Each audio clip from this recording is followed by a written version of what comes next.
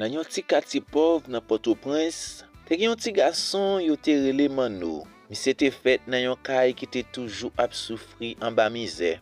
Papa te boss maçon, mais travail li pat régulier. Chaque jour, li leve nan soleil pour al travail et puis li tap retourné ak men plein poussière ak yon ti kob ki pat jam sifi pour tout besoin kay la. Maman Mano li même li tal vend piment, tomate ak kek bagay nan marché pour pote manger sous table la. Mano te premier petit yo. Li te genyen de ti frère ak sè.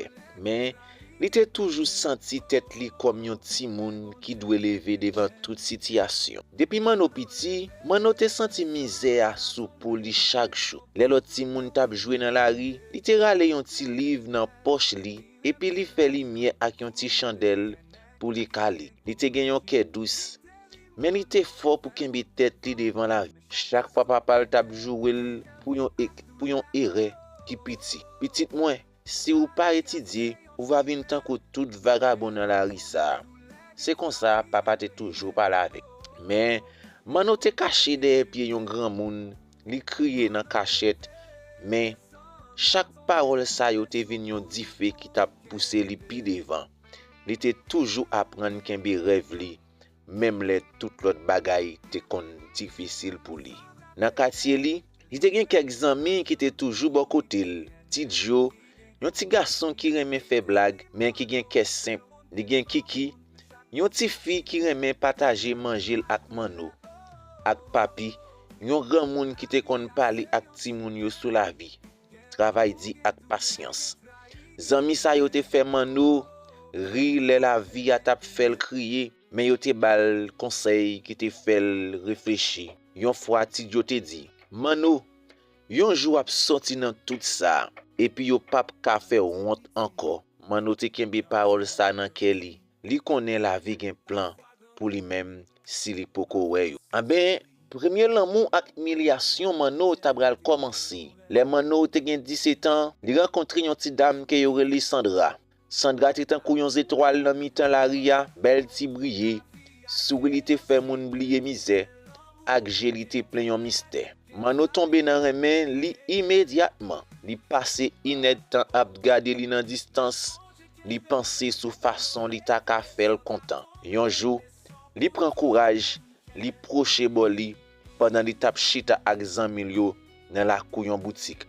Li di doucement, Sandra, mwen konnen mwen pa gen an pile bagay, mais ke mwen se pa jouet, nta remen ou. Sandra gade l ak yon souri ki gen yon ti fraude. Ou se yon bel ti garçon, Mano. Mais ou konnen, mwen besoin plus passer ça. Ou pas comprendre ki jan la vie a ka difficile pour moi si mwen rete seulement ak rêve. Mano baisse tête li, mais qu'elle bat fort. Zami Sandra yo ri. Li senti humiliation nan chaque molécule nan corps li. Chaque fois li essaye parler, Sandra repousse l. Gade ou toujours dans la misère. Ou pas même gen yon tirade pour faire moué. Ti Joe ak Kiki te toujours bon côté Mano. Li di, pas quitter li descend nous. Ou gen plus pouvoir nan tête ou passer tout moun nan quartier ya. Yon jou ap lever tête ou. Et puis, yo pa ka faire honte encore. Papi te ajouté. Ah, Mano, prends courage. La vie gen pour changer pour. Eh ben, Sandra avec garçon li yo bral rencontrer parce que Sandra te met nan tête li. C'est moun qui gen kob avec l'argent qu'il besoin. Eh ben, Sandra te remeral cher. Machine ak moun riche. Premier garçon li te prend, c'était un chauffeur camion qui te voye cadeau. Mais li te quitté Sandra après quelques mois, l'elle te fin gaspiller li. Deuxième garçon, c'était un nèg nan banque. Même bagay la.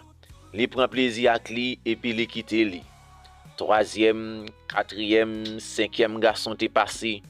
Chaque fois Sandra te croit c'était final chance li.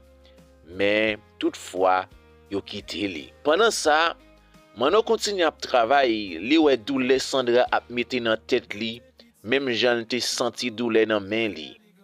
Li apprend gen compassion, mais li rete distance. Zami Mano yo commencé di li, Mano, pas fait tête tout triste. La vie a toujours ba occasion pour grandir. Eh ben, Mano bral bataille ak la ville pour l'ouè s'il ta capable changer situation. Mano prend décision pour changer sol li. Li travaille nuit ak la journée porter de l'eau, faire petit travail bricole ak éducation. Di jwen un petit travail dans construction, apprendre gérer cob, mettre sous côté. Ti crasse par ti crasse. Li acheter premier machine li, loyer yon ti kay et puis ouvert premier ti boutique li. Mano, la vie a commencé changer pour lui. Eh ben, gen quelques accidents qui va arriver mano. Yon matériel crasé, yon client fait problème, yon travailleur qui pas discipliné. Mais mano apprend négocier, prendre décision difficile et puis respecter moun qui travaille avec lui. Tidjo ak Kiki toujours bon côté li, pour te manger les li grand goût, faire le riz et puis rappeler li. Petit moins, pas oublier côté ou sorti. Gen yon jour ou lever tête tout et puis yo pas ka faire ou monte encore. Eh ben, succès mano tabral commencer. Mano tabral joindre respect. Mano gen plusieurs magasins, investissement dans terre, ak contrat construction dans ville là. Pendant succès, gen ti fête dans quartier ya, moun tap danser, musique ap jouer, zami ak voisin tap célébrer li. Mais li pa oublier douleur li te passé avant ça yo.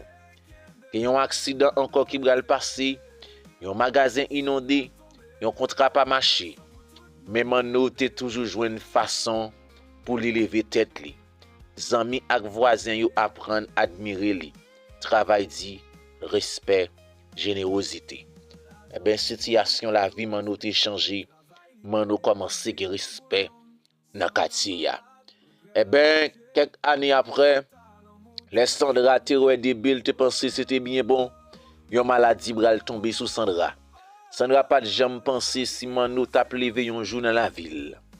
Eh ben, dernier garçon Sandra te prend, te pote yon maladie pour lui.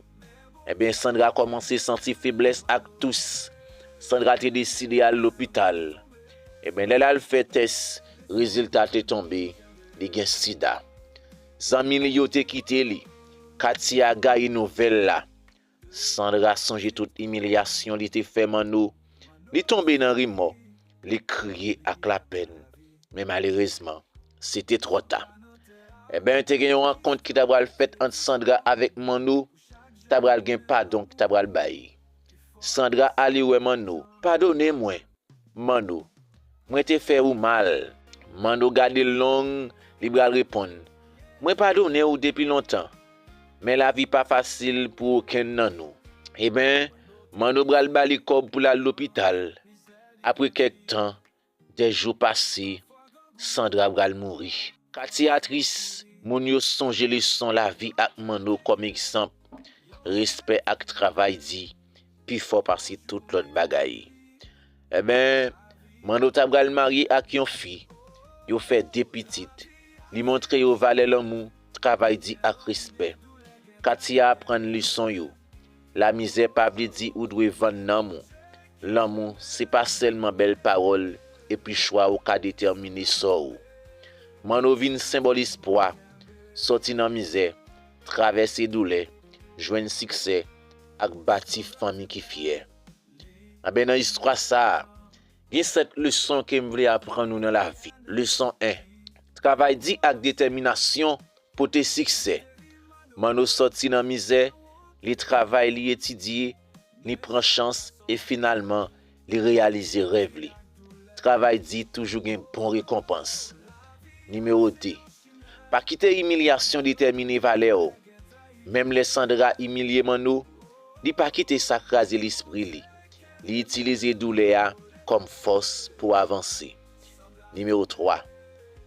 La méditer ak la foi dans tête ou. Mano kembe espoir li. Li kwe dans tête li. Li pas jamais abandonner rêve li. Ça montre confiance ak patience, c'est clé dans la vie. Numéro 4. Choix moral gen conséquences. Sandra choisit seulement belle fille ak l'argent. Li pense nan men plusieurs garçons et puis action li pote remor ak maladie. Ça montre que action nou gen conséquences souvent fort parce nous penser. Numéro 5. Générosité ak pardon pas dépendre de retour. Mano pardonne Sandra, li aide li, li malade, mais li pa rete nan douleur ni nan rayi. Ça montre force dans caractère ak capacité pour faire bien sans entente. Numéro 6, valeur famille ak l'amour simple. Finalement, Mano bâti une famille qui remet li pour lui-même et puis li partager la vie ak petite li. Ça montre que l'amour vrai a pas basé sur comme, mais sur que respect ak fidélité. Numéro 7, leçon pour communauté ya. Histoire encourager quartier ya pour li croire dans travail dit, respect, éducation ak solidarité. Et puis montrer que succès moun ka inspirer l'autre moun. Travail dit patience ak choix sagesse porter la vie. L'amour ak générosité, c'est pi go richesse yon moun ka gagner. Pas juger moun sous apparence parce que la vie pas jamais dire mais comment la vie yon moun a fini. Non c'est histoire pam IB Studio. Mano te petit, non, misère di grandi. Parfois gangou, parfois sans sourire.